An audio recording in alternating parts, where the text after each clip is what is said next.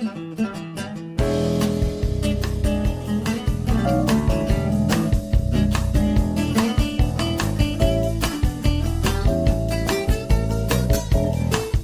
ciencia é a noticia. Este é o espazo da Ciencia Sinc de novas científicas en efervesciencia.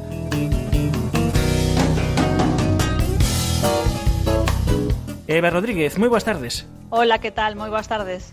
Desta volta, a nova de Sinc ten que ver co calzado. Así é, de igual xeito que nun coche compre ter as rodas en boas condicións por cuestións de seguridade, empregar un calzado correcto tamén é unha cuestión de saúde persoal.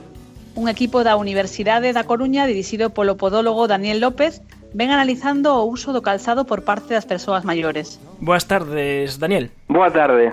Hola, Daniel. Boa tarde, Eva. Que tal? Comenzastes estudando se polo xeral as persoas maiores utilizaban un calzado adecuado. Cales foron os resultados deste traballo inicial?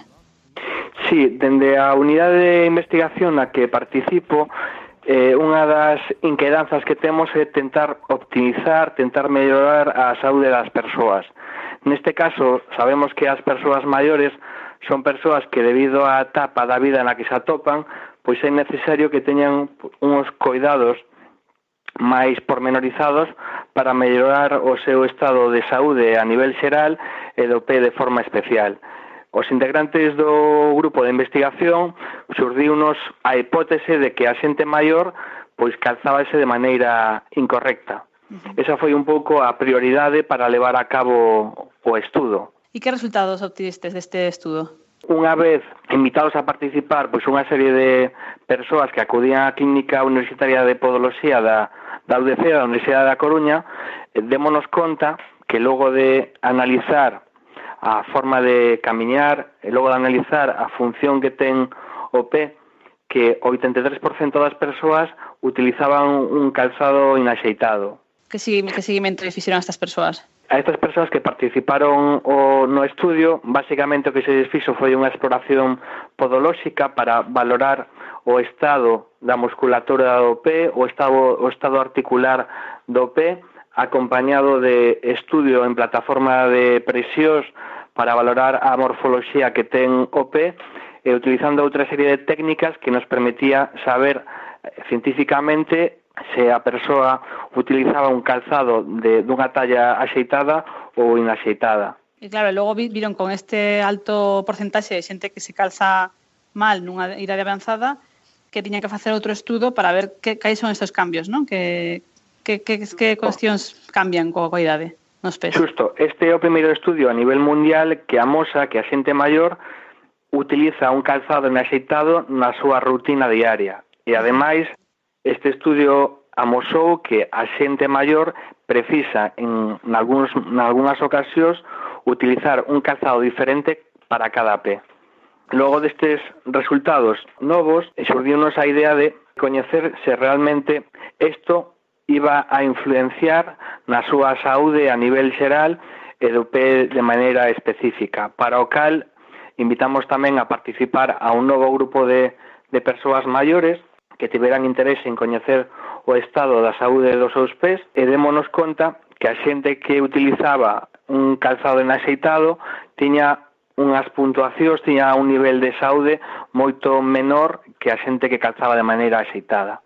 Quais son estes problemas que surxen?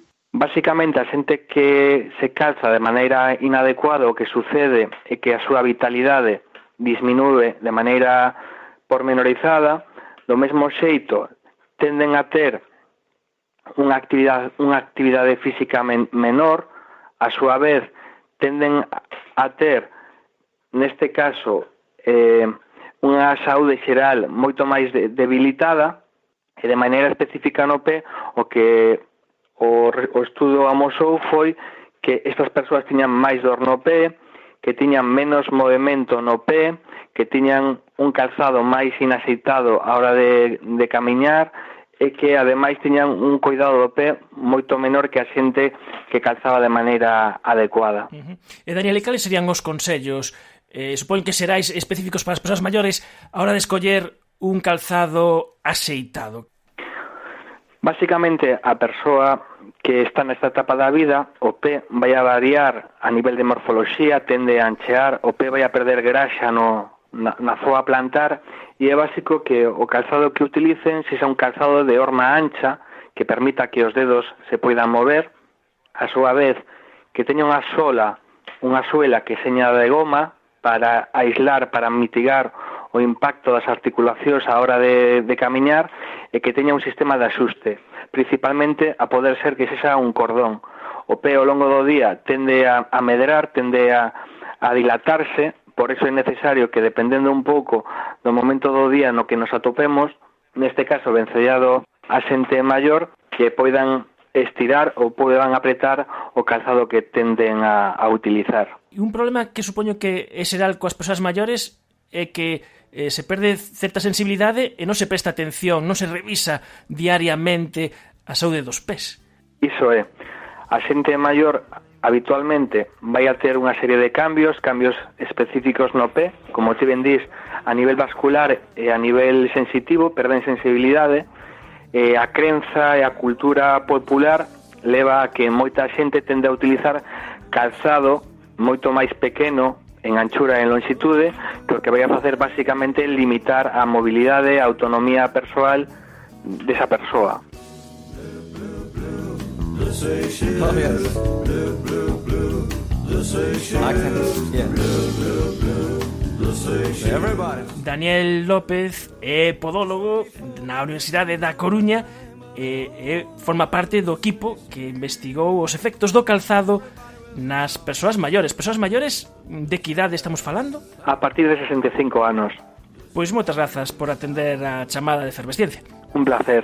Eva Rodríguez, como sempre, grazas a Sync por todo este feixe de novas que quitades todos os días.